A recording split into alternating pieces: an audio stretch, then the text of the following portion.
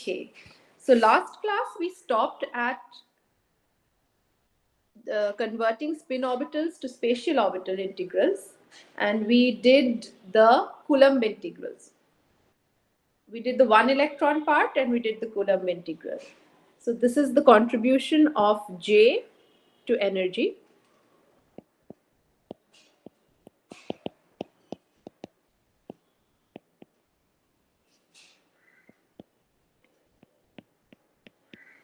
And now we want to do the contribution of exchange. So let's call that EK. So what I did not mention last class was this limit on the summation.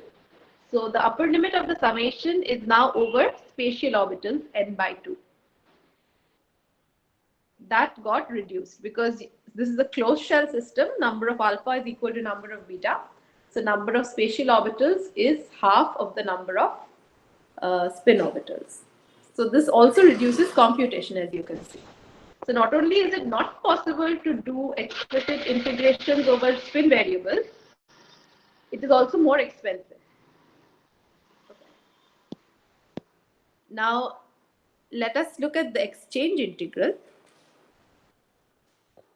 Now the exchange integral in terms of spin orbitals. Okay, and also if you look at the, okay, maybe it will become clear when we do this. Okay, so let's say AB, and the exchange integral in spin orbitals looks like AB, BA, right?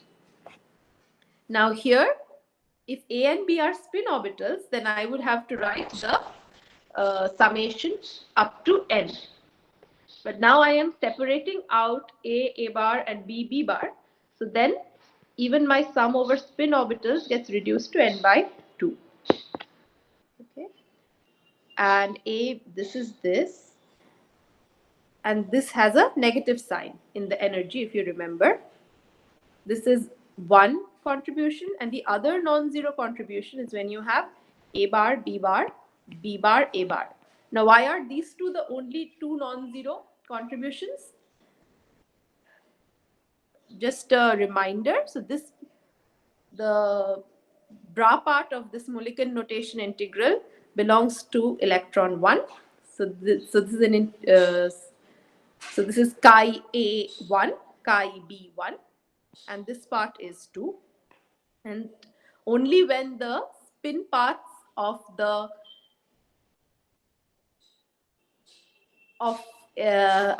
two orbitals belonging to electron 1 or with the coordinates of electron 1 have the same spin function, only then you will get a non-zero contribution. So the spin integral that factors out has to be either alpha alpha or beta beta for the integral to survive. So in this case, you have alpha from this side, beta from this side, alpha from this side, alpha from this side. So this survives, and here you have beta from this side and alpha from this side. Beta from this side and also beta from this side. Now, what was the other possibility?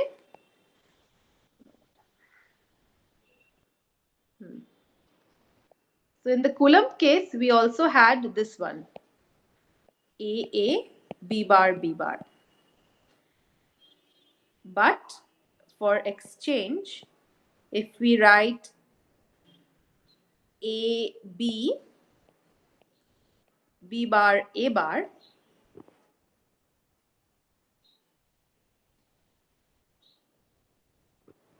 then this turns out to be 0. Now, why is that?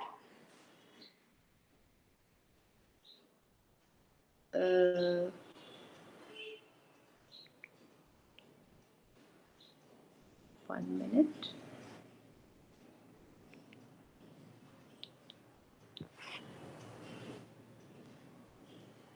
That is because we need the A and B to always be the same.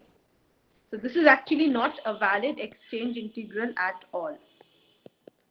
this is not an exchange integral. So you have to be careful. So when we talk about Coulomb or exchange integrals, then the orbitals involved need to be the same. Like here, there's AA, B bar, B bar. So AB and B bar, A bar, this is not a valid exchange integral. Okay, so that is why we do not. Although this is a non-zero value, this is not included in the energy expression. Okay. So from this expression now, for energy in terms of spin orbitals, I can write this as, so both have the same value, A, B, B, A, spatial integral. Okay, and I combine now the two electron contributions to the energy, that is, let's say, J plus K, and that is ABN by 2 to AABB minus ABBA. This is the two electron part, and then the total energy of the single determinant, let's say E0, that is then sum A, AHA with the 2. This is in spatial integrals, and you have the 2 electron part. So that is the total energy of a single determinant in terms of spatial orbitals. So that completes what I wanted to do last class. Okay. And today we will go on straight to the Hartree-Fock theory. So to go on to the Hartree-Fock theory, we already know the background information on how to work out the Hartree-Fock equation and also what it means. So we've done a lot of beating around the bush. Now we will go straight to the derivation of the Hartree-Fock approximation or the molecular orbital picture. So far, like Professor Paul was telling you, chemists always think in terms of molecular orbitals, as if that is the reality. But that is not the reality. That is an approximation, which is the Hartree-Fock approximation. And it is important to know what it is that we have approximated, which gives us this picture. And then we will realize that there will be situations where the molecular orbital picture will fail. So there may be chemical phenomena which you try to explain with molecular orbitals and you fail. And then one thing that should straight come into your mind is that maybe then the Hartree-Fock approximation itself is not applicable to the problem that you're looking at. So orbitals are not reality. So that is something that I suppose inorganic and organic chemists should also realize, but often that is not taught to us. So hopefully, if some of your friends from inorganic, organic ask you for some help regarding explanation of reaction mechanisms or something that's not working with the molecular orbital picture, you can always tell them that that is an approximation, and it can well be that they will not be able to explain it with molecular orbitals. So the fundamental approximation that is used is the following. So the most important approximation here is that it is a single determinant picture, like we have been saying. It is a variationally optimized wave function in a restricted space. So So Professor Pal taught you the Euler theorem in the last class that he took, and there the statement was that if you obtain a wave function which gives you a stationary point of the energy. So if you vary the energy, which is an expectation value of the Hamiltonian with respect to the wave function. So let's say psi tilde h psi tilde. If you vary this with respect to psi tilde, then the variationally optimized E tilde and psi tilde that you obtain are solutions to the Schrodinger equation. So this is what Euler's theorem tells us, which is a sort of an existence theorem. But what you should realize is that in order to get a universal minimum for the support E tilde, you need an infinite space for psi tilde, which is not practically possible. So Euler's theorem tells us that you can obtain an exact wave function by variational optimization, but practically you cannot get it. But if you do it in a restricted space, you will get a variationally optimized energy E tilde, which will always be above the exact energy. And so the Hartree-Fock approximation uses this policy to obtain a psi tilde by variation in a restricted space, which is restricted on two counts. So let's say how is it restricted? So in Hartree-Fock theory, the restrictions are of two kinds. The first one is that psi tilde is considered to be a single determinant, and two is that a finite functional space is used.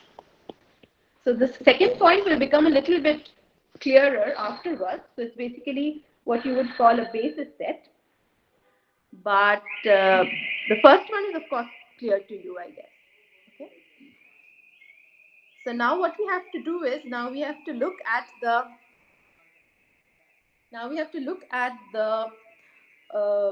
variational theorem from the point of view of a restricted space. So let's do that.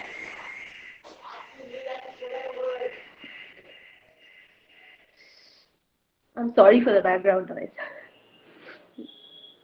Not in my hand. Okay. So now I start with some function, which is a Slater determinant of many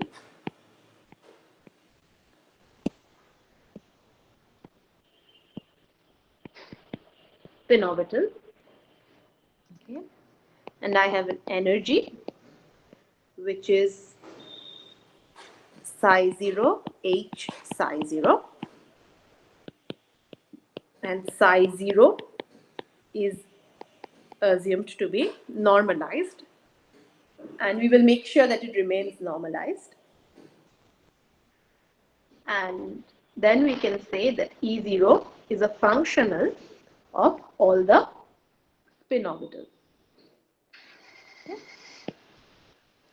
So the spin orbitals are functions, and E0 is a functional of the spin orbitals. Okay. Then and the other constraint that we have is that the spin orbitals also remain orthonormal. Okay. So this can be written as equal to delta AB. So you have a constraint which is AB. So again, you can write it in any form, Dirac or Mulligan, because it's just overlap here. Minus delta AB equal to 0 for all AB. Now we will again use the Lagrange's method of undetermined multipliers. Then you have the Lagrangian, which is also a functional of the set of spin orbitals. And it is the energy. And you have many constraints. You have as many constraints as there are pairs of orbitals. So you have some AB, N, epsilon BA, AB minus delta AB. Okay. So that is so those are the constraints. And we have, and note that since the Lagrangian has a dimension of energy, then and the overlap has no dimension, then the Lagrange's multipliers are also energies. So that is from the point of view of dimensions. Okay. Then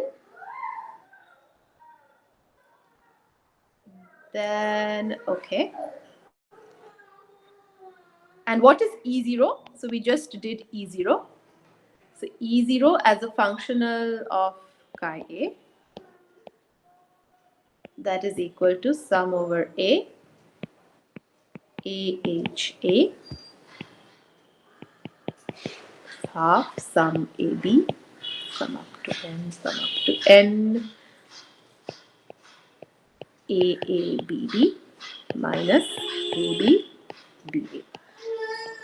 That is the explicit expression for E0. Okay.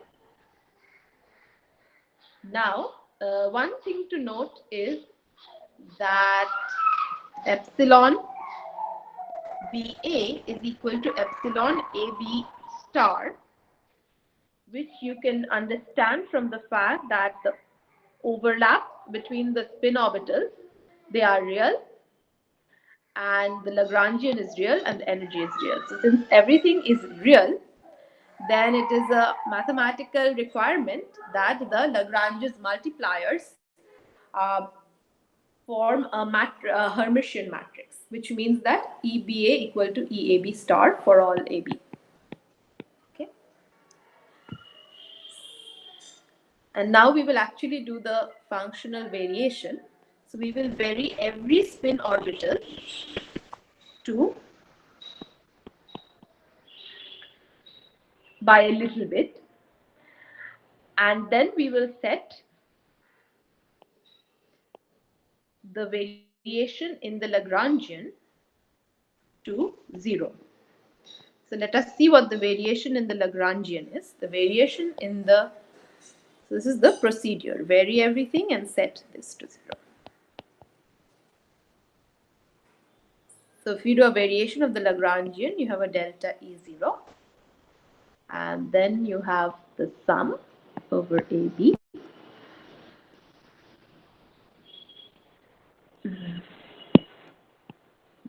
The Lagrange's multipliers EBA and delta chi A chi B plus chi A delta chi B, and the variation of delta AB over here, that is of course 0. Then you set the whole equation to 0. And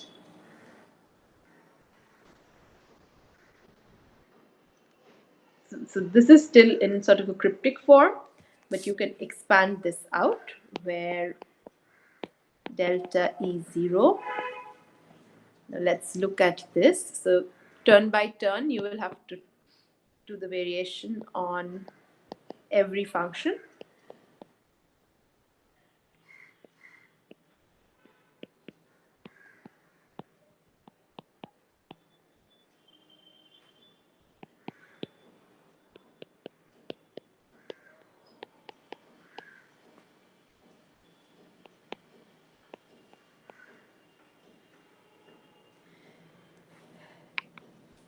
And then every spin orbital turn by turn.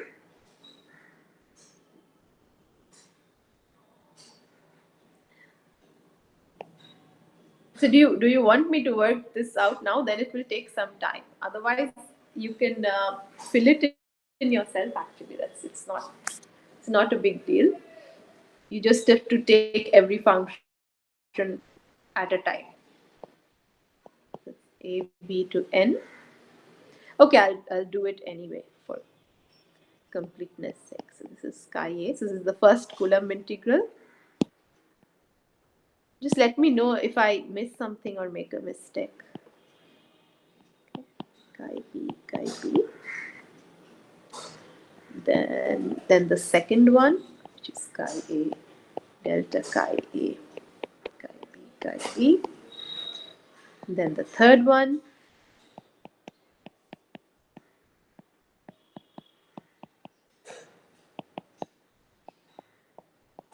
then the fourth one.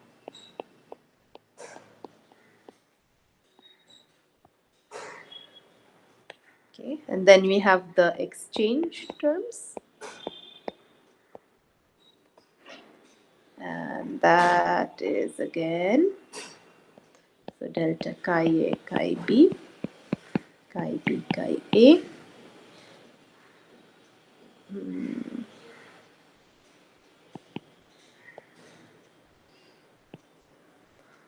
Chi a, delta chi b, chi a.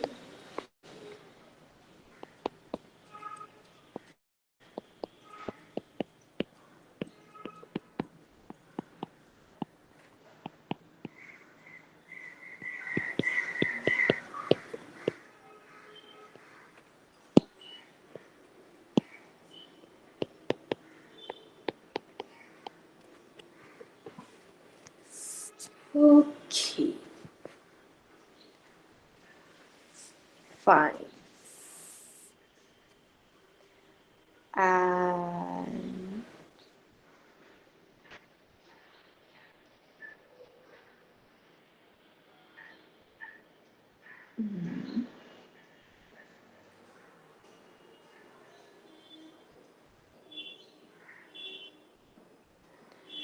okay, so now if you look at the full Lagrangian again, I think this is correct. I have not made a mistake. Then this can be written in two parts. One part is this.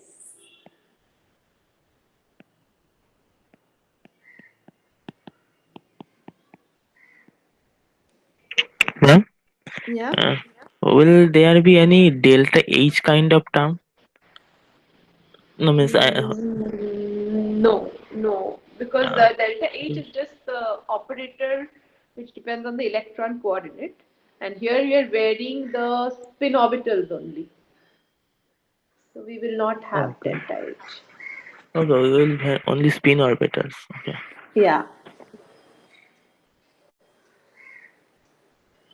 So we want to find the optimal spin orbitals. So we are varying the spin orbitals. The Hamiltonian does not depend upon the spin orbitals. It's just the operator.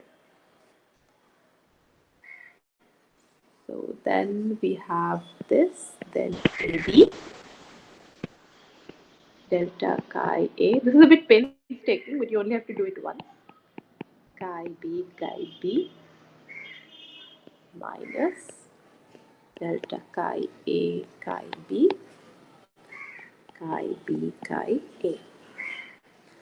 Okay, so where you have the delta on the at the first position, and from the constraint part again you have this.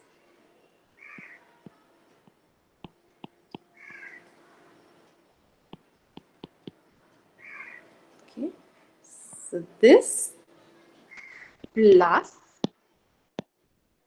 complex conjugate. So if you look carefully at all the terms that we have generated, you will see that you have 1, 2, 3, 4 such terms and the complex conjugate. And some of them are equal here, so they have been summed up and the half is gone. If you look carefully at it, you will be able to see this, I hope. And then this is then set to 0. So now in this form we Then the have first term will be multiplied by 2. uh, first term. No, first term you only have two terms here. One is the complex conjugate of the other. In the two Yes. electron part, you will have some things which are equal and get summed up.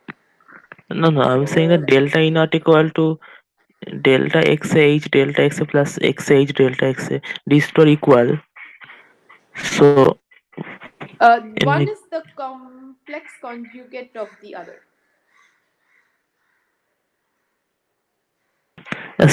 yes, that's so. Yeah. So the first, so this one is part of over here, and this is part of the complex conjugate. Okay. I mean, they are real, so they are also equal. But you can write it as, I mean, you can still call it part of the complex conjugate.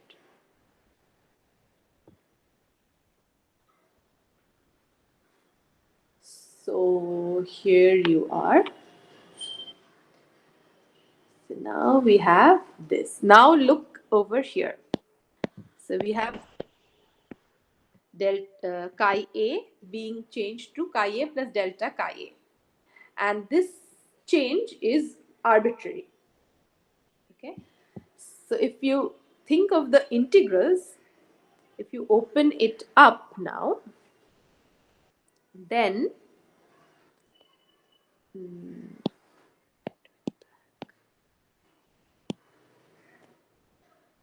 so delta L is equal to, you have an sum A can be taken common along with the integration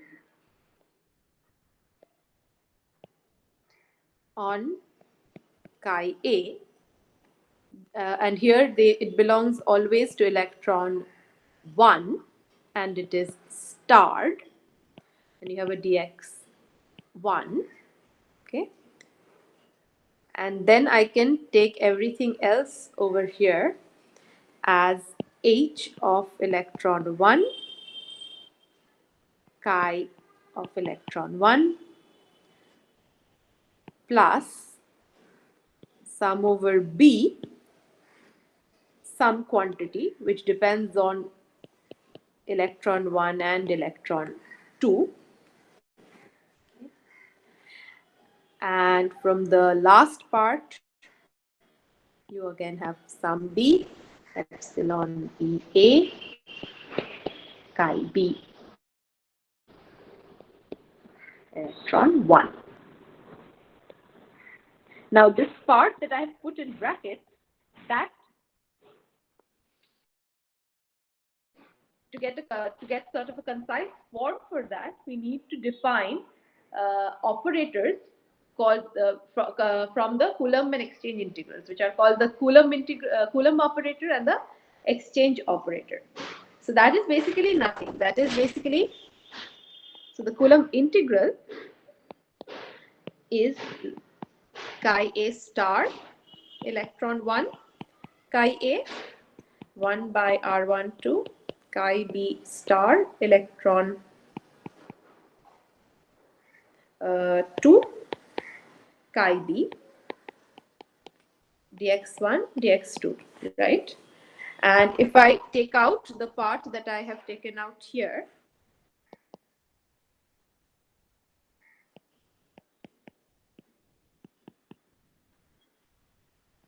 dx1, then what I put in brackets is I've taken out this and this is chi a1, 1 by r1, 2, chi b star 2, chi b2, dx2.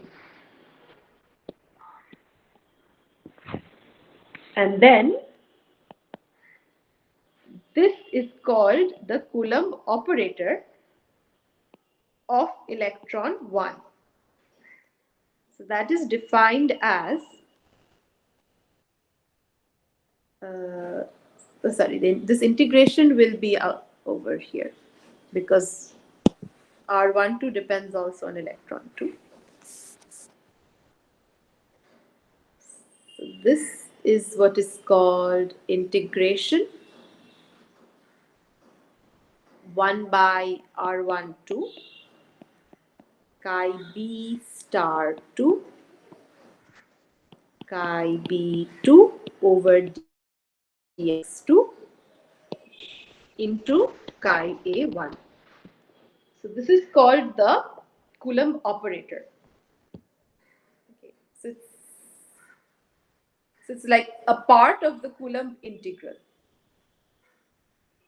Okay. And analogously, you have the exchange operator, which looks a little bit different. So that looks like chi b star electron 2 chi a electron 2 dx2, but acting on chi b of 1. Okay. So the most important difference between the two operators is that while the Coulomb operator has, so the Coulomb operator for electron 1 has a multiplicative spin orbital with the coordinate of electron 1.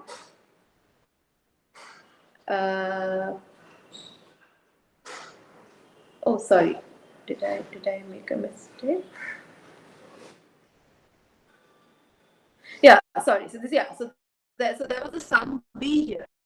Remember,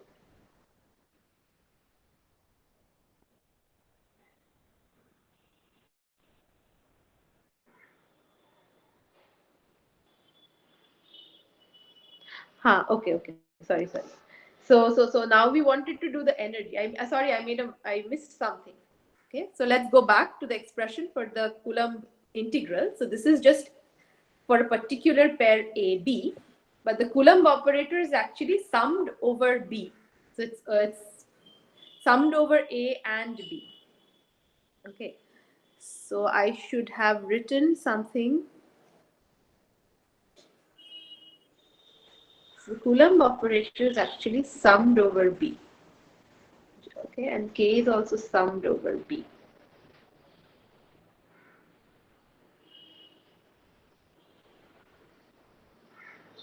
Mm. So this is A, and summed over B. Okay. So JAB is this, but operator J comes by summing over B. So sum over B. Okay, so notice the details. So the Coulomb operator or the exchange operator, it has both a spin orbital label as well as a electron coordinate label. Okay? And the operator is summed over the other spin orbitals in the function. And while the Coulomb operator has a multiplicative spin orbital which has exactly the same orbital and electron index, the exchange operator has a different multiplicative function. So that so that is the reason that K is called a non-local operator while J is called a local operator. Okay.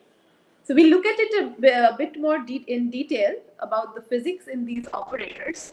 But for the moment, what you need here is that in this bracket now we can write it in terms of the Coulomb and exchange operators in order to get a compact expression.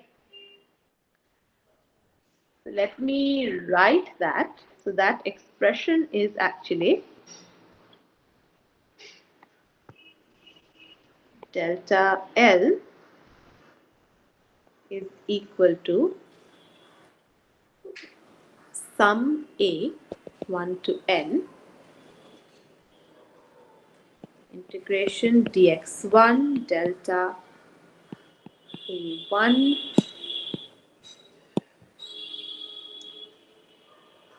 and inside the bracket you have H1 chi A1 plus sum B equal to 1 to n J operator B1 minus K B1 acting on chi A1 minus sum B equal to 1 to n epsilon BA chi B1. Okay. So this is the Lagrangian in compact form, and this part is an arbitrary variation. So chi A, so delta chi A is any quantity, and so that cannot be in particular 0 when I set delta L to 0. So it is the quantity in square brackets which must be 0. So then you have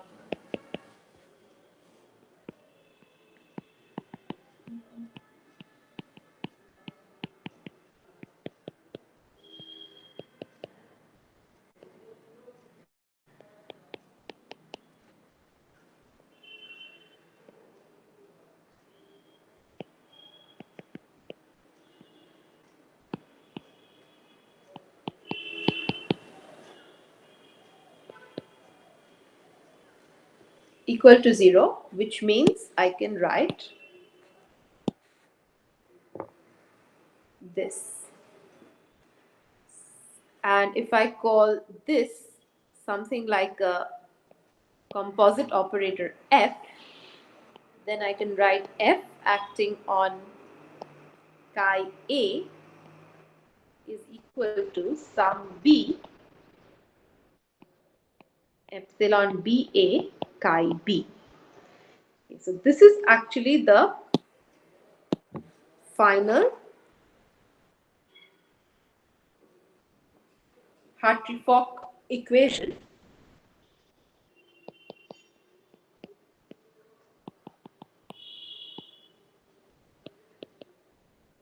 in operator form. This is of course not numerically you cannot evaluate this numerically, but this is the equation that you get. So now what we have is an equation in terms of spin orbitals, which tells me what the spin orbitals should be to get a variationally optimized energy. Okay. So this is what this equation is. It tells me which set of spin orbitals will give me the variationally optimized energy when the functional form of my wave function is chosen to be a single determinant.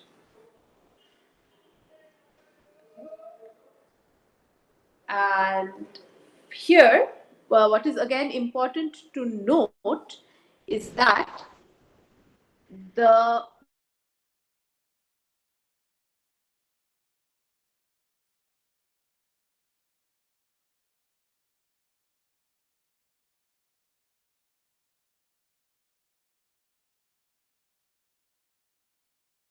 like an eigenvalue equation, does it?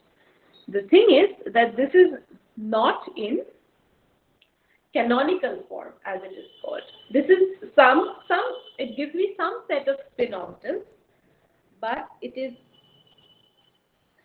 uh, it has no restriction on what these energies, which are actually the Lagrangian multipliers, what they are, or if they mean anything at all.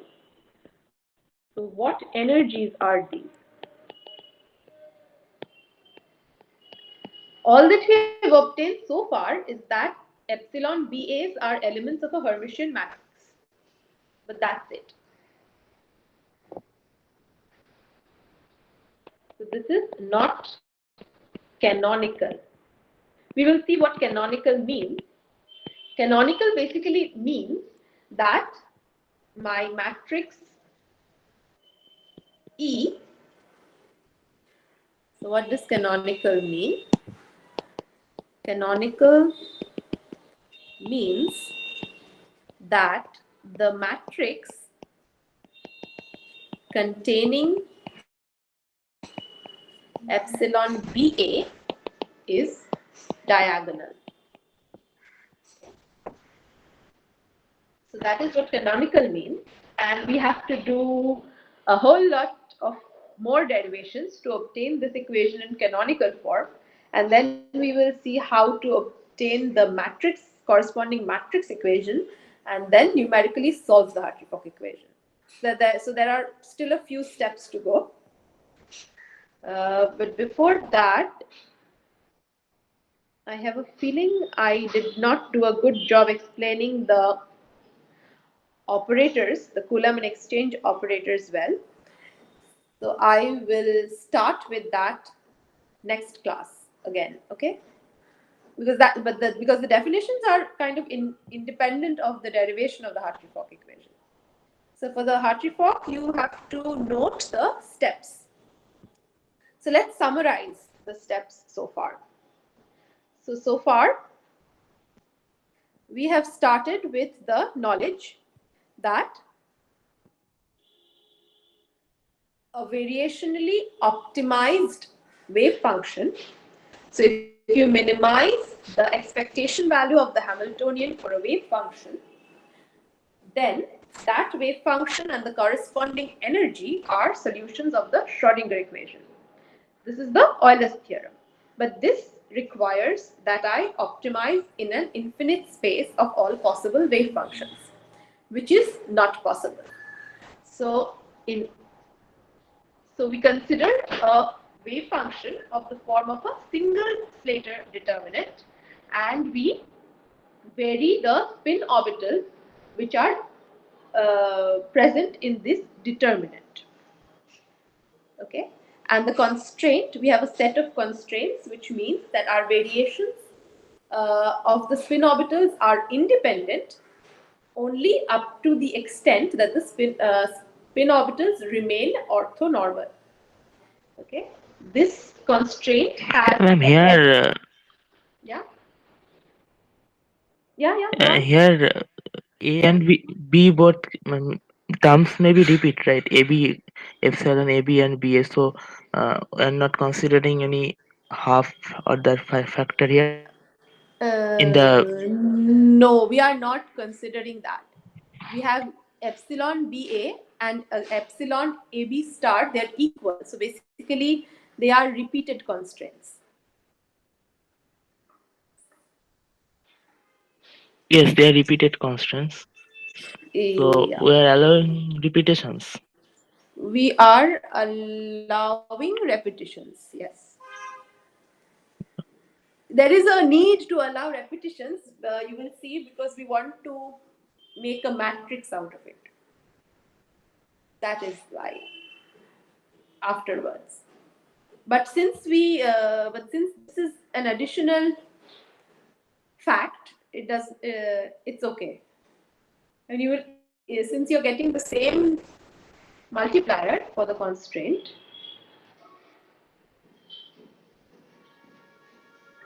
it is no problem.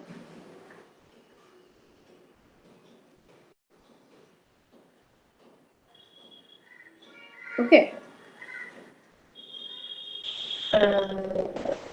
Yeah. So can I continue? Is it clear? Yes, okay. Yeah. I mean, it doesn't matter. I mean, there is a reason in the long run why we are allowing it, but we have ensured that it is not creating a problem. Okay. So then we have used this set of constraints and obtained a Lagrangian. We have variationally applied the variational condition, which is that the variation of the Lagrangian should be 0. Okay.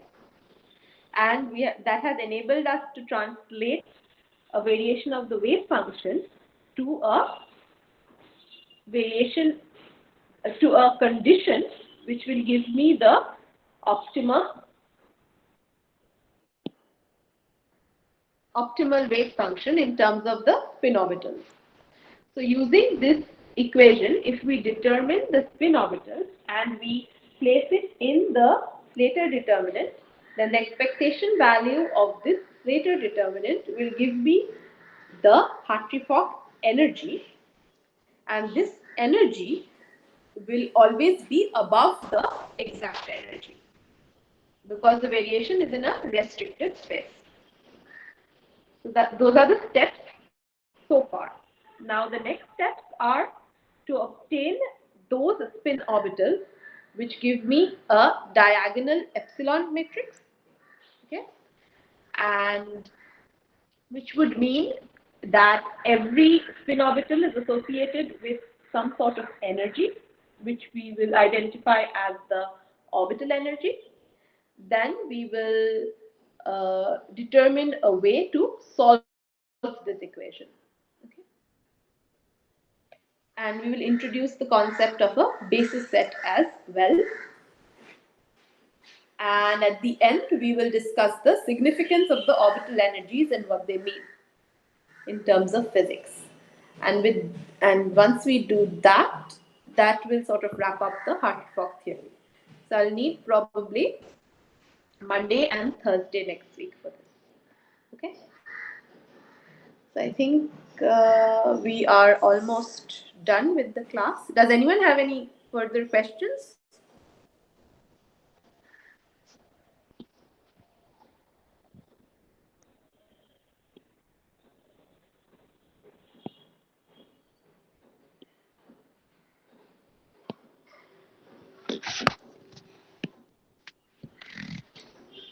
Okay, if not, then whoever started the recording, please stop it, and then we can end this class.